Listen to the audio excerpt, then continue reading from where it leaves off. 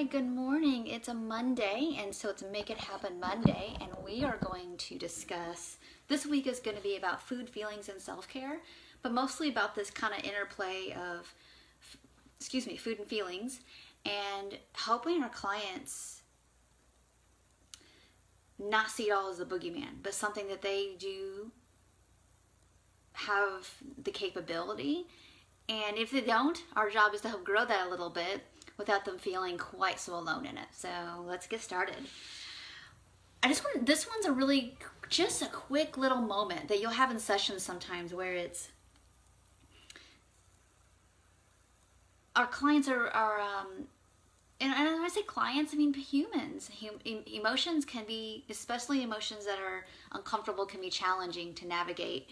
And our tendency as humans is to want to not be uncomfortable, so we want to really normalize that as like what human wants to run towards uncomfortable. You kind of have to be trained to run after uncomfortable. I mean, and that's part of why I do these videos, is to help you know that like everything I'm just suggesting you to do isn't necessarily easy, but it's for the growth of your client, which is also going to build your self-confidence in continuing on to helping people at bigger and bigger levels and be the leader you are. So anyway, and we're teaching our clients how to be leaders in their own life and around food, which will translate into more capacity with just the discomforts of life, to be honest. So anyway, a lot of times when our clients, they're really running and dodging and repressing and whatever they're doing with their emotions through their food behaviors, even though they really want to do, let's say, do intuitive eating, they really want to have body trust, they want to feed themselves well, or at least they want to learn how to get there without obsession. It's really important to recognize that like they might not feel all that comfortable with feeling how they feel, or even either one, know how to locate it internally, know what it is, know how to articulate it, or even feel like it's acceptable or safe to do so. So I always start off when I notice a client's really having a hard time articulating or saying that like a situation makes them uncomfortable. Here's a good example. Let's say a client comes in and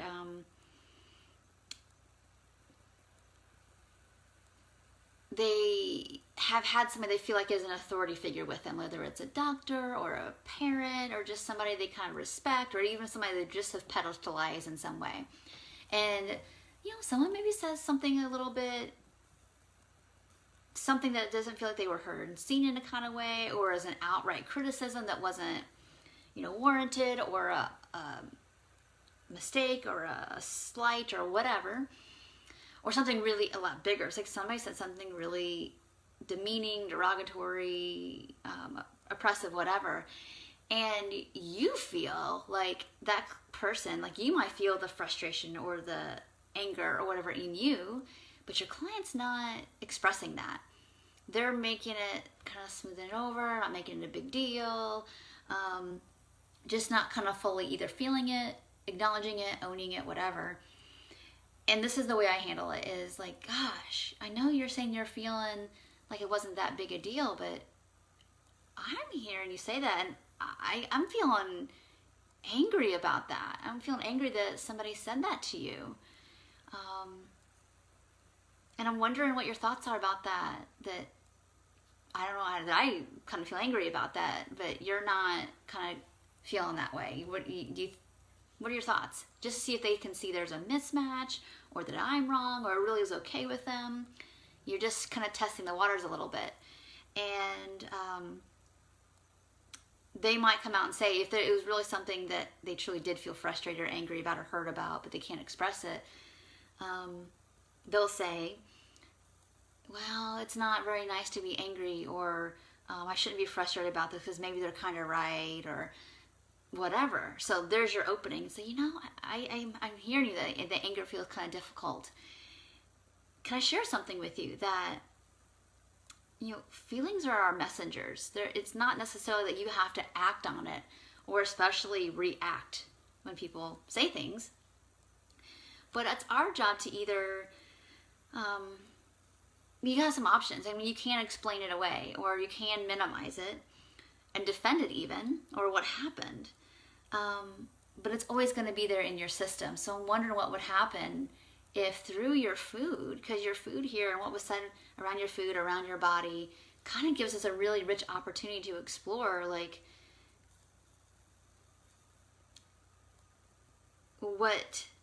what happened and how you're using food to deal with it versus dealing with your feeling directly.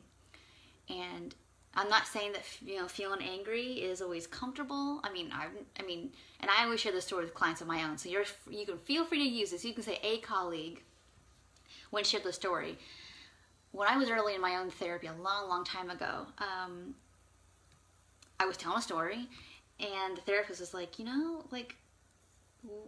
do you feel angry? Do you feel anger? Do you get angry? And I'm like, and I knew where she was going, because deep down I knew that there was things like it warranted anger, but I couldn't connect with it.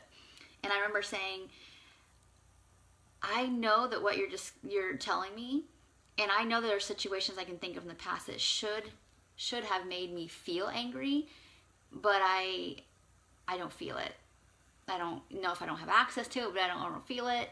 But her just simply asking that question really helped me see how I have this unconscious response to repress things, and I would do it through food. And for me, it was restriction, and even internalizing that I was bad for feeling, maybe even having this angry thought, and I should be more loving and compassionate. And those are things that I didn't even see really that pattern in me, that's how I would handle things. And so it was really, really important for somebody else to be able to mirror back this mismatch. And that's really important that we can do with our clients. And we do it, as dietitians and coaches, sometimes directly with the feelings. Sometimes our open door is through the food first, and how they interact with their food, and how, let's say, something could have happened that could elicit like anger. Let's say we're going to keep on that theme. And then it comes out, maybe not that moment, but later in their day, in like extra restriction or extra binging or extra exercise, or this collapse of being motivated to get much done or to do things, or it'll come out in some kind of way that they get frustrated with themselves with. But the actual initial thing that caused some of this collapse, or the food, or the running, or the racing, or the whatever with their food, came from this earlier moment. And so if you can help them match that up, you are teaching them that, of course, their food and their feelings, this is like a decoding thing as well, but their food and their feelings are connected there, and we're helping them uncouple that. So oftentimes you have to start really small and slow around introducing that food and feelings might be connected. And again, our job isn't to therapize all the threads out to their childhood or their current circumstance, but it's a lot just opening that door to seeing how it is connected, and helping them feel safe that, like, I can see you in your anger and I'm not going anywhere. I think you're awesome. In fact, I want to help you be the expert of your own experience about all this stuff. And I know we're doing it through food and body, but we see emotion tied up here too. And I just want to help you name that. So anyway, that's what we're going to be doing more of this week, little examples like this. Today we talked about just opening that door. The rest of the week we're going to go kind of pick specific words. Like tomorrow's going to be about rebellion, and what comes up for our clients around that with food. So, all right, I'll talk to y'all soon. Take care. Have a great day. Bye.